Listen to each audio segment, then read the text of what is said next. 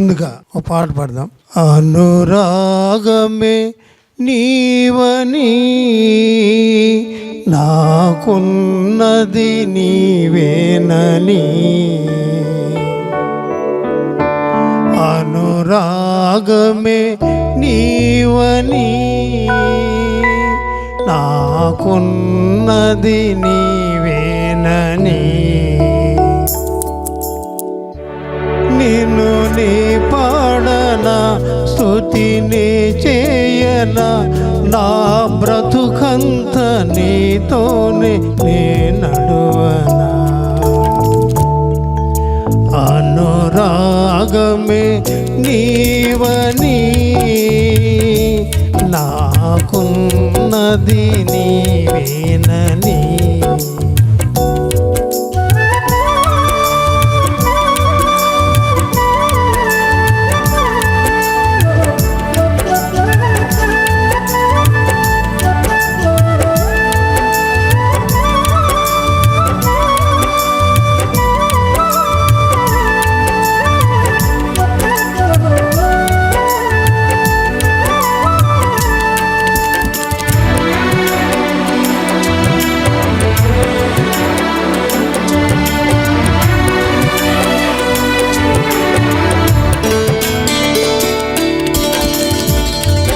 విరబూసే పూలే నీ ప్రేమను వివరించెనే, విరబూసే పూలే నీ ప్రేమను వివరించెనే, నీ మాటల మకరందమే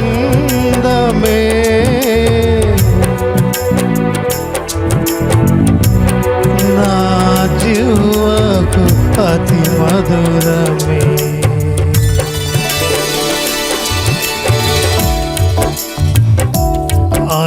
అనురాగమే నీవని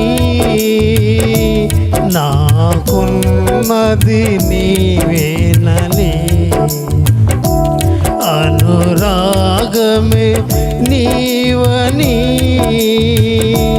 నాకున్నది నీవేనని,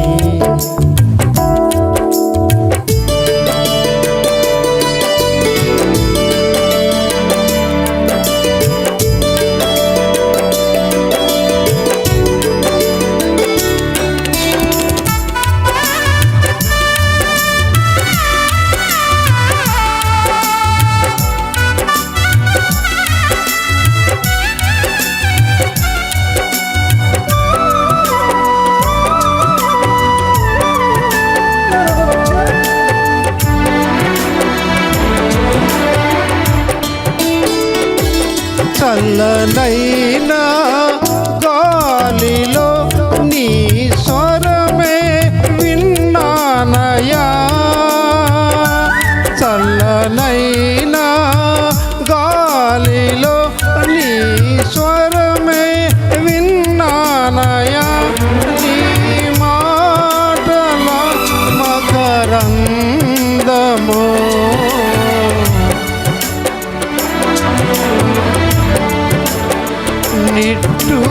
నిట్టూర్పులన్నీ తొలగిపోయేనే,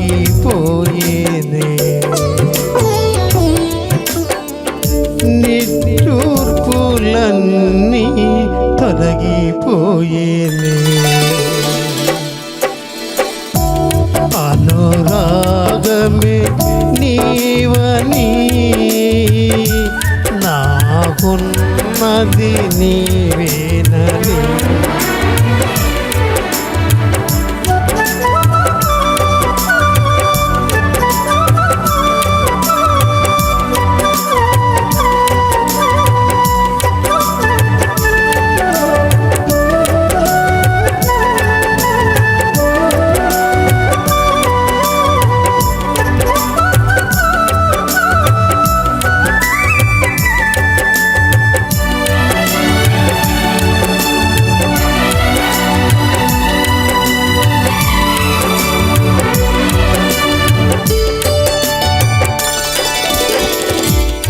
ఉదయించే కిరణమే నీ రాకను వివరించెనే.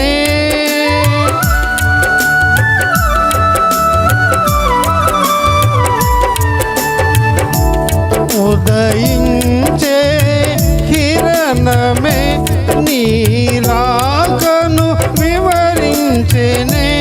అంధకారము అంతమాయెను,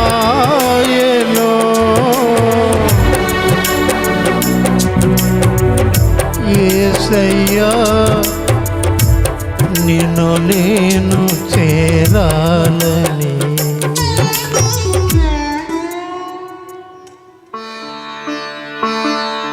యేసయ్యా నిన్ను నేను చేరాలని. అనురాగమే నీవని నాకున్నది నీవేనని. అనురాగమే నీవని నాకున్నది నీవేనని. నిన్ను నీ పాడన స్తుతినే చేయన, నా బ్రతుకంత నీతోనే నే నడువన. నిన్ను నీ పాడన స్తుతినే చేయన, నా బ్రతుకంత నీతోనే నే నడువన. అనురాగమే నీవని నాకున్నది నీవేనని. ఆహా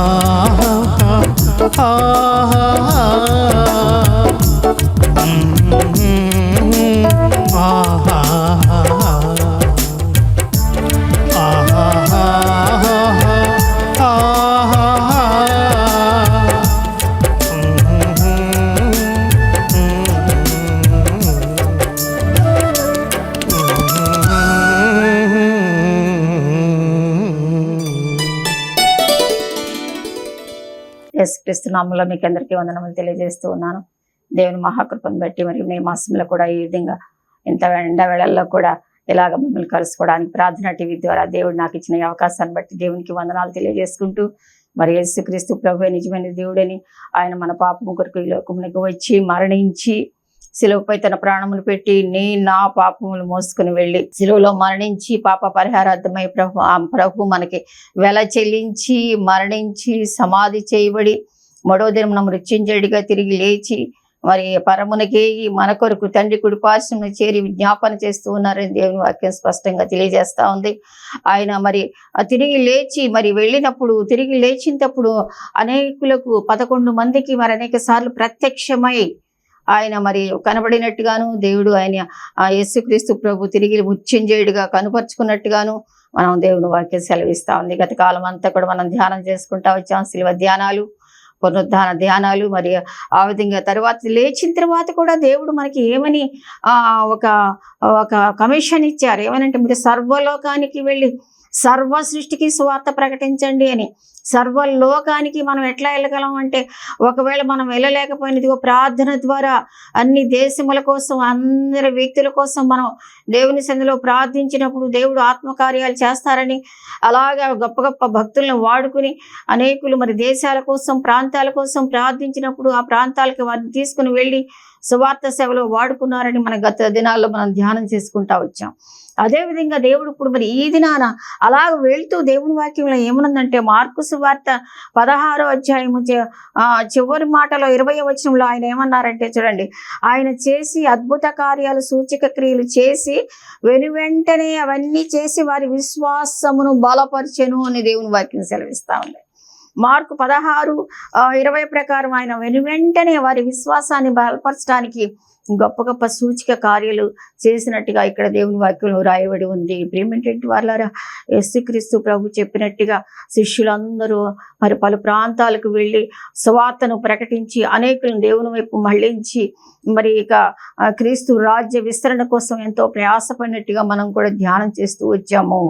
ఆ తర్వాత ఆయన మరి తోమా గారే మన దేశం వచ్చారని, భారతదేశం తోమా గారు రావటం వల్లే మనకు సువార్త వచ్చిందని, తద్వారా మరి ఎంతో సువార్త విస్తరణ కలిగి మరి చెన్నై పట్టణంలో కూడా మరి ఒక మంచి మరి ఆలయం కట్టించి అక్కడే ఆయన మరి ప్రార్థన చేస్తూ ఉన్నప్పుడు మరి దుండగులు ఆయన చంపేసినట్టుగా కూడా మనం చరిత్ర మనకి తెలియజేస్తా ఉంది. సెయింట్ థామస్ చర్చ్ దగ్గర వారు మరి చనిపోయినట్టుగా మనకి చరిత్ర తెలియజేస్తూ ఉంది.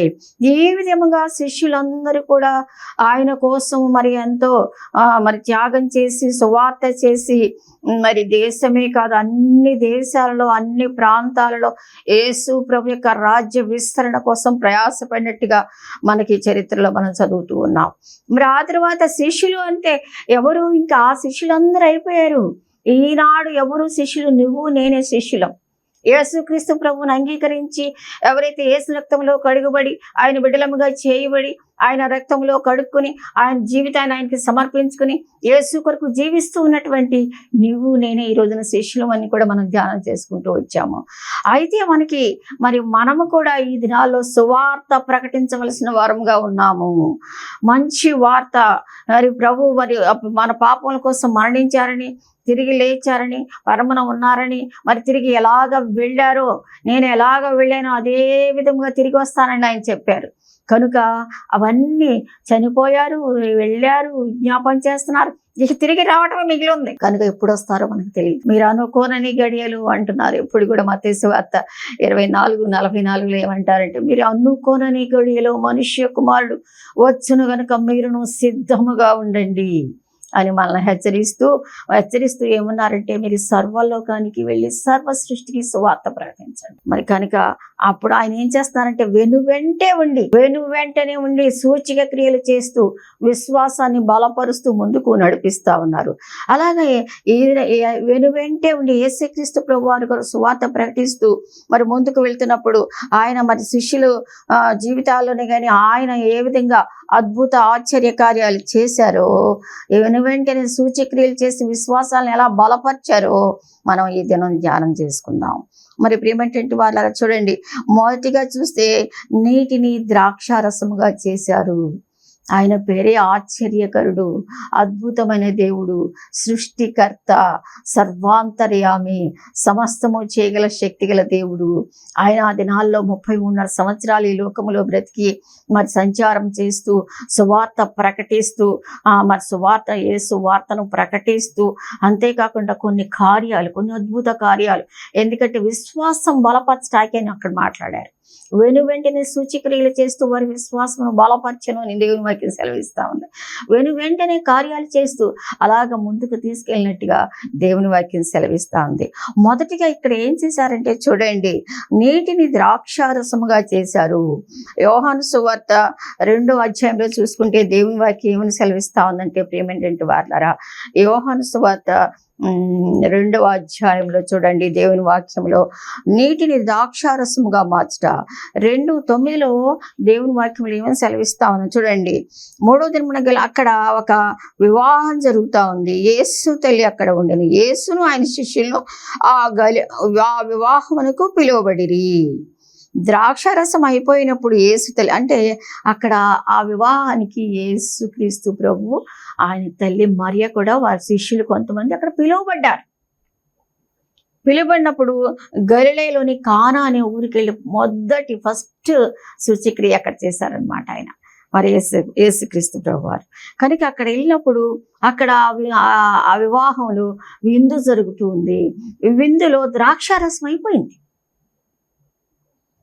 ద్రాక్షారసం అయిపోయినప్పుడు ఆయన ఏం చేశారంటే చూడండి, అక్కడ ఏం చేశారు, ద్రాక్షారసం అయిపోయినప్పుడు యేసు ఆమెతో, అమ్మా నాతో నీకేం పని, నా సమయం ఇంకా రాలేదు అని చెప్పేసి ఆయన అనేసేసి ఆ తర్వాత ఏమంటున్నారంటే, యేసు ఆ బాణలు నీళ్లతో నింపుడని వారితో చెప్పగా వారు వాటిని అంచుల మట్టుకు నింపిరి. నీళ్లతో నింపంటున్నారు, ద్రాక్షారసం అయిపోయింది, నీళ్లతో నింపండి ఆ బాణలు నీళ్లతో నింపండి. ఆ బాణలు నీళ్లతో నింపబడినప్పుడు అంటే నీళ్లతో నింపబడినప్పుడు అంటే ఇక్కడ దేవుని వాక్యం ఏమని సెలవిస్తా ఉందంటే, ఆత్మీయ రీతిలో కూడా చూసుకున్నట్టయితే మనకి ఏంటంటే ఖాళీ అయిపోయింది, విందులో లోటు వచ్చింది, లోపం వచ్చింది. అయితే ఏంటంటే వాక్యము చేత నింపబడినప్పుడు అంటే నీటి చేత నింపబడినప్పుడు అక్కడ సమృద్ధి, అక్కడ అద్భుత కార్యము, అక్కడ ఆశ్చర్య కార్యము జరుగుతుంది అనమాట. మన జీవితాల్లో కూడా మన జీవితాల్లో కూడా అయ్యో నీటిలాగా ఉన్నాను, అయిపోయినాయే, లోటు వచ్చిందే, లోపం వచ్చింది అని చెప్పేసి నువ్వు బాధపడవలసిన పని లేదు. ఆ అంచుల మట్టుకు మరి ఆయన చెప్పినట్టుగా, ఆ శిష్యులు చెప్పినట్టుగా వాళ్ళు అక్కడ వెళ్ళిపోయి ఆ 6 రాతి బాణలు కూడా నీళ్లతో నింపేసినట్టుగా దేవుని వాక్యం సెలవిస్తా ఉంది. అంటే వాక్యం చేత మనం నింపబడినప్పుడు, వాక్యమై దేవుడై ఉండేది కనుక దేవునితో మనం నింపబడినప్పుడు మన లోట్లు, మన లోపాలు, మన యొక్క కొరత మరి తీరేదిగా ఉంటుంది. ఏమిటంటే వాళ్ళారా, అయ్యో లోట్లో ఉన్నాను, అయ్యో ఇక్కడ అవమానం ఎదురవుతుందేమో కదా, అయ్యో ఇక్కడ ఎట్లాగా అని మనం ఒక్కోసారి సందేహం, వేదన, బాధ. అలాంటప్పుడు మనం ఏంటంటే ఆయనతో మనం నింపబడాలి, దేవుని వాక్యంతో మనం నింపబడాలి. వాక్యం ఇలా సెలవిస్తుంది కదా, వాక్యం ఇలా సెలవిస్తుంది కదా అని చెప్పేసి దేవుని వాక్యం చేత మనం నింపుకొని మనం మాట్లాడుకుంటూ ఉన్నప్పుడు, మనం వాటిని ఉచ్చరిస్తూ ఉన్నప్పుడు, వాక్యాన్ని పలుకుతూ ఉన్నప్పుడు, విశ్వాసంతో మనం ఉంటూ ఉన్నప్పుడు మన జీవితాల్లో మరి అద్భుత కార్యం జరుగుతుందని దేవుని వాక్యం మనకు ఆత్మీయంగా సెలవిస్తూ ఉంది. ఇక్కడ చూడండి ఏం చేశారు, 7 రాతమాలను కూడా మరి సమృద్ధిగా నీటితో నింపినప్పుడు అప్పుడు దేవుడు అద్భుత కార్యం జరిగించినట్టుగా దేవుని వాక్యం సెలవిస్తా ఉంది.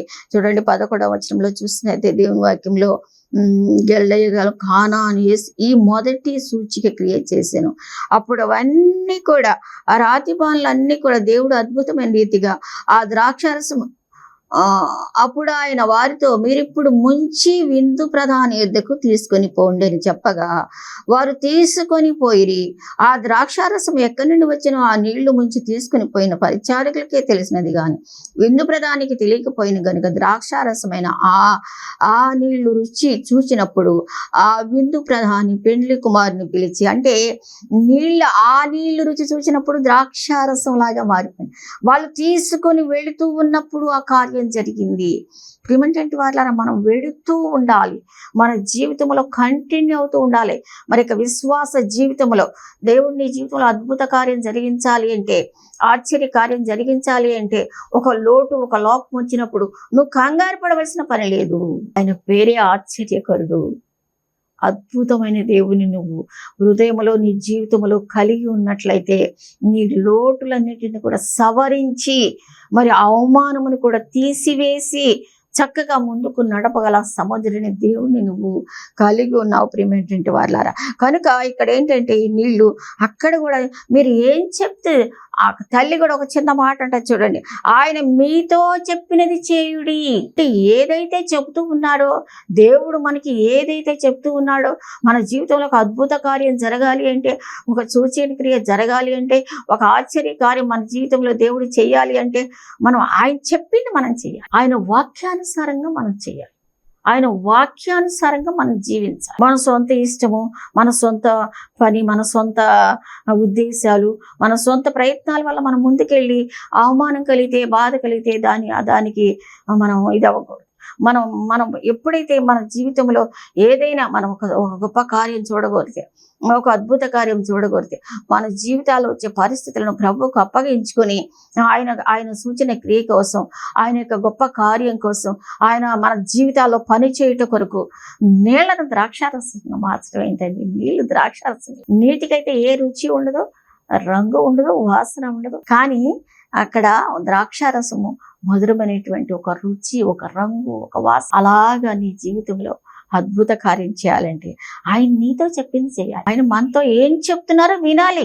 ఆత్మీయ జీవితంలో మనం ముందుకు వెళ్తున్నప్పుడు దేవుడు మన జీవితాల్లో అద్భుత కార్యాలు, ఆ దినాలలో ఆయన ఎలాగ అద్భుత కార్యాలు చేసి విశ్వాసాలను బలపరిచి ముందుకు నడిపించారో, ఈ దినాల్లో కూడా నువ్వు విశ్వాసములో బలపడి ముందుకు వెళ్ళాలి అంటే, నీళ్లు ద్రాక్షారసంగా నీ జీవితంలో మారాలి అంటే, అద్భుత కార్యాలు నువ్వు పొందుకోవాలి అంటే దేవుడు చెప్పిన మాట వినాలి. ఆయన మీతో చెప్పింది చెయ్యండి. అని చెప్పినట్టుగా ఆ విధంగా ముందుకు వెళ్ళినట్టుగా దేవుని వాక్యం సెలవిస్తూ ఉంది. కనుక ప్రియమైనటువంటి వారలారా, ఇది మొదటి సూచిక క్రియ, ఇది మొదటి అద్భుత కార్యము. యేసుక్రీస్తు ప్రభువారి లోకములో ఉండి మరి కార్యాలు చేస్తూ అలాగ విశ్వాసమును బలపరుస్తూ ముందుకు నడిపించారు. అదేవిధంగా చూడండి, దేవుని వాక్యం ఏమని సెలవిస్తా ఉందంటే, రెండవ సూచిక క్రియగా ఏం చేశారంటే, యోహాను సువార్త 4వ అధ్యాయం 50వ వచనంలో చూస్తే చూడండి, 4:50 దేవుని వాక్యం ఏమని సెలవిస్తా ఉందంటే, యేసు నీవు వెళ్ళుము, నీ కుమారుడు బ్రతికి ఉన్నాడని అతనితో చెప్పగా ఆ మనుషుడు యేసు తనతో చెప్పిన మాట నమ్మి వెళ్ళిపోయెను. ఇక్కడ ఒక ప్రధాని కుమారుడిని స్వస్థపరచుట. యోహాను సువార్తలో చూస్తే ఈ దేవుని వాక్యములు, ఈ వాక్యం అంతా మనం ధ్యానం చేసుకున్నప్పుడు అక్కడ ఏంటి, ఒక ప్రధాని, ఒక ముఖ్యమైన వ్యక్తి ఆయనను మరి దేవుడు అక్కడ అద్భుత కార్యం జరిగించాలని తన కుమారుడు చనిపోయే పరిస్థితిలో ఉంటే అక్కడికి వెళ్లకుండా దేవునిని ఆశ్రయించినట్టుగా ఇక్కడ దేవుని వాక్యం సెలవిస్తూ ఉంది. మరి తను ముందుకు వెళ్ళొచ్చుగా, తన ఏ హాస్పిటల్లోనో తన కుమారుని చూపించుకోవచ్చుగా, అలా చేయట్లేదు. ఇతను ప్రధాని అయినప్పటికీ ప్రధాని కుమారుడు రోగి అయి ఉండెను. యేసు యూదయ నుండి గలిలయకు వచ్చిన అతను వినినప్పుడు కుమారుని నా కుమారుడు చావ సిద్ధమై ఉండెను గనుక 47వ వచనం, ఆయన వచ్చి అతన్ని స్వస్థపరచవలని వేడుకొనెను. ఇది యేసుక్రీస్తు ప్రభువారు చేసిన రెండవ సూచిక క్రియ, రెండవ అద్భుత కార్యం అన్నమాట.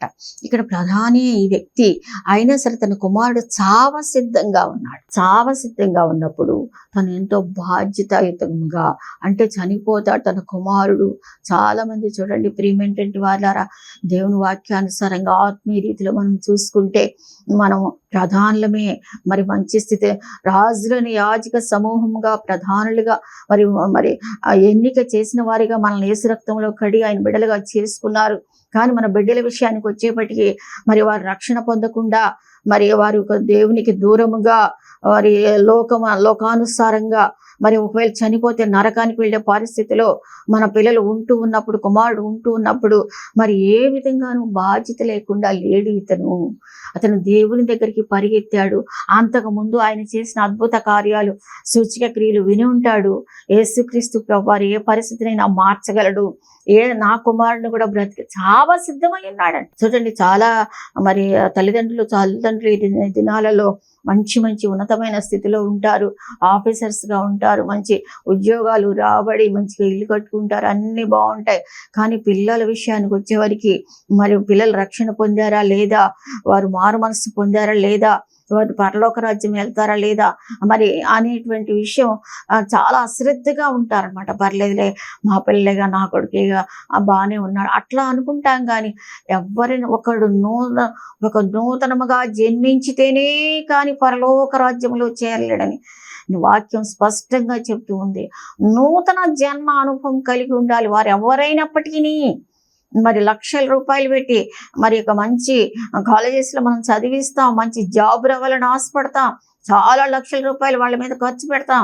అబ్రాడ్ వెళ్ళాలా, మంచి జాబ్ సంపాదించుకోవాలా, నా కొడుకు మంచి ఇన్కమ్ తీసుకురావాలా, మంచి కోడలు రావాలా, లేకపోతే మంచి అల్లుడు రావాలా, మంచి ఎంతో ఇన్వెస్ట్ చేస్తాం వాళ్ళ మీద, ఎంతో పెట్టుబడి, ఎంతో డబ్బు పెడతాం వాళ్ళ మీద. మరి మంచిదే, అవును, మన బాధ్యత తల్లిదండ్రులుగా, నేను కాదంటలేదు. కానీ దానికంటే ఒకవేళ వాళ్ళు చనిపోతే నీ బిడ్డ ఆత్మ ఎక్కడికి వెళ్తుంది, వాడెక్కడికి వెళ్తాడు, పరలోక రాజ్యం కలిగి ఉన్నాడా లేదా, దేవుని యందు భయభక్తులు కలిగి ఉన్నాడా లేడా, మారు మనసు అనుభవం కలిగి ఉన్నాడా లేదా అని మరి ఆలోచించే తల్లిదండ్రులు తక్కువైపోయారు. ప్రేమేంటంటే వారలారా, మన బిడ్డలు, దేవుడు మనకు బిడ్డల్ని ఇచ్చారు అంటే వారిని దేవుడి కొరకు పెంచి మళ్ళీ దేవునికి అప్పగించవలసిన బాధ్యత నీ మీద ఉన్నది. దేవుడు బాధ్యత అప్పు చెప్తున్నాడు. కనుక ప్రేమేంటంటే వారలారా, పిల్లల విషయంలో ఈ కుమారుడు ఇక్కడ చావ సిద్ధమై ఉన్నాడు. అయ్యో, నా కుమారుడు చచ్చిపోతాడు దేవా, నువ్వేమైనా సరే ఆయన బ్రతికించాలని చెప్పి ఒక అధికారి కదా, ఒక ఆఫీసర్ కదా, ఎక్కడికైనా పెద్ద పెద్ద హాస్పిటల్ తీసుకెళ్ళవచ్చు కదా, ఎక్కడైనా సరే బాగు చేయించుకోవచ్చుగా. కాదు, దేవుణ్ణి పట్టుకుంటే యేసు ప్రభు, యేసు క్రీస్తు ప్రభు, యేసు అద్భుతాలు చేస్తున్నారు, నా కుమారుని బ్రతికిస్తాడు అని చెప్పేసేసి ఒక ఆశతో పరిగెత్తుకుంటూ వచ్చినట్టుగా ఇక్కడ దేవుని వాక్యం సెలవిస్తూ ఉంది. ప్రియమైనటువంటి వారలారా, సావసిద్ధమైనప్పుడు అంటే దేవుని వాక్యంలో మనం చూస్తే ఇక్కడ చాలా మరి పాపముల చేత, అపరాధముల చేత చచ్చిపడినట్టుగా దేవుని వాక్యం సెలవిస్తూ ఉంది. ఎవరైతే యేసు ప్రభువుని అంగీకరించలేదో వారిలో పాపం ఉంది. వారు పాపం చేశారు కాబట్టి పాపులు కాదు. పాపముతోనే తల్లి గర్భములో పాపములను పుట్టింపబడ్డామని దేవుని వాక్యం. కీర్తన గ్రంథం 51వ అధ్యాయంలో దావీదు మహారాజు, నేను తల్లి గర్భములోని పాపంతో, అంటే మన జన్మతః పాపులము, మనం పాపం చేశాం కాబట్టి పాపులం కాదు. జన్మ పాపము, కర్మ పాపము, ఈ పాపములో మనం పరిశుద్ధుడైన దేవుని దగ్గర రేపు ఉండలేము. కనుకని మనం పాపాన్ని మనం ఈ జీవితంలో ఉండగానే, ఈ లోకంలో ఉండగానే ఆ పాపమును తీసివేసుకుని పరిశుద్ధ జీవితం కలిగి సిద్ధపడి ఉండాలి. ఎప్పుడు చనిపోతామా, ఎప్పుడు దేవుడు వస్తాడో తెలియదు. కనుక మనం సిద్ధపడి ఉండాలి. నువ్వు ఎవరైనా సరే. మరి కనుక మరి ఎలా పాపం తీసివేసుకుంటాం? పాపాన్ని తీసివేసుకున్నది ఎలా? మన వల్ల కాదు కదా. మనం ఏ కొబ్బరికాయలో నీళ్ళ వల్ల కానీ, గంగా జలం వల్ల కానీ, గోదావరి జలం వల్ల కానీ, మరి దేని వలన మనకు శుద్ధి కలగదు. యేసు రక్తము వల్ల మాత్రమే మనం పరిశుద్ధంగా చేయగలము. అందుకే యేసు క్రీస్తు ప్రభువారు మన పాపములన్నింటినీ మరి తీసివేయడానికి మన పాపములన్నీ సిలువలో మోసుకొని వెళ్ళారు. ఆయన సిలువ భరించవలసిన పని లేదు. సిలువ మీద నుంచి రావాలంటే బయటికి రాగలరు. మరి కానీ నీ కొరకు, నా కొరకు మనం పొందవలసిన ఆ నరక యాతన ఆయన స్వయంగా సిలువలో బలి అయి ప్రాణాన్ని అర్పించారు. మనకు ప్రాణం అర్పించి మరి దేవుడు విడుదల చేసినట్టుగా దేవుని వాక్యం సెలవిస్తా ఉంది. విశ్వాసంతో నువ్వు నమ్ముకోవాలి. అవును, నా కొరకే దేవా, నా కొరకే ఆ రక్తం కార్చావు, నా పాపాలు మోసుకొని వెళ్ళావు, నా పాపం నువ్వు సిలువలో మోసావు, నేను నమ్ముతూ ఉన్నాను, నా పాపం తీసివేయడానికే నువ్వు సిలువలో మరణించావు అని నమ్ముతున్నాను. మనం విశ్వాసముతో, సామాన్య విశ్వాసంతో మనం విశ్వసిస్తే చాలు. మన హృదయంలోకి ఆయన వచ్చి మన యొక్క హృదయాన్ని కడిగి శుద్ధి చేసి ఆయన బిడ్డగా చేసుకుంటాడు. ఆ యొక్క ఇదితో మరి ఇక్కడ దేవుని వాక్యం ఏం సెలవిస్తా ఉందంటే, చావ సిద్ధమై ఉన్నాడు. ఒక్కసారి చూడండి, దేవా యేసు ప్రభు అని చెప్పేసి దేవుడి దగ్గరికి తీసుకొని వెళ్ళి మరి తీసుకుని వెళ్ళి అక్కడ ఈయనే వెళ్ళి బతిమాలుతా ఉన్నాడు. అంటే బతిమాలతం అంటే ఏంటంటే దేవుణ్ణి మరి అడుగుతూ ఉన్నాడు, ప్రార్థిస్తూ ఉన్నాడు. దేవా నా కుమారుని బ్రతికించు, నా కుమారునికి మారు మనసు దయచేయి, రక్షణ దయచేయని ఆత్మీయంగా మనం చూస్తే బ్రతికించు అంటే అటువంటి తండ్రిగా మీరు ఉండాలని నేను కోరుకుంటున్నాను. ప్రియమైనటువంటి వాళ్ళారా, ఇక్కడ చూస్తే దేవుని వాక్యంలో వాళ్ళందరూ కూడా ఆయన దేవుని దగ్గరికి వచ్చినప్పుడు ఆయన ఏమంటున్నారు? ప్రభువా నా కుమారుడు చావు మునిపే రమ్మని ఆయనను వేడుకొనెను. యేసు నీవు వెళ్ళుము, నీ కుమారుడు బ్రతికి ఉన్నాడని అతనితో చెప్పగా అప్పుడే ఆ స్పాట్లో దేవుడు బ్రతికించేశాడు. చూడండి, ఇక్కడలేడు కుమారుడు, తన ఇంటి దగ్గర ఉన్నాడు. తండ్రి వచ్చి బతిమాలుకుంటున్నాడు. ఒకవేళ ఇంటి దగ్గర ఉన్నాడేమో నీ కుమారుడు, లేకపోతే అమెరికాలో ఉన్నాడేమో, ఎక్కడో ఉన్నాడేమో, కాలేజీలో ఉన్నాడేమో. నీ కుమారుడి కొరకు దేవుణ్ణి బ్రతిమాలుకున్నప్పుడు ఆయన బ్రతికించేవాడిగా ఉంటాడు. కావున మన దేవుని వాక్యం ఏముందంటే, ఇక్కడ చనిపోవడానికి సిద్ధంగా ఉన్నాడు. మీరు పాపముల చేతను, అపరాధముల చేతను చచ్చిన వారై ఉండగానే ఉంటుంది. ఎఫెసీ 2:1 మనం చనిపోయినప్పుడు దేవుడే బ్రతికించడానికి సిద్ధమై ఉన్నారు అని ఇక్కడ దేవుని వాక్యం సెలవిస్తా ఉంది. నువ్వు వెళ్ళు, నీ కుమారుడు బ్రతికి ఉన్నాడని అతనితో చెప్పగా ఆ మనుషుడు యేసు తనతో చెప్పిన మాట నమ్మాలి. ఇక్కడ విశ్వాసం నమ్మి వెళ్ళిపోయిను. అతడు ఇంకా వెళుతుండగా అతని దాసులు అతనికి ఎదురుగా వచ్చి అతని కుమారుడు బ్రతికి ఉన్నాడని తెలియజెప్పిరి.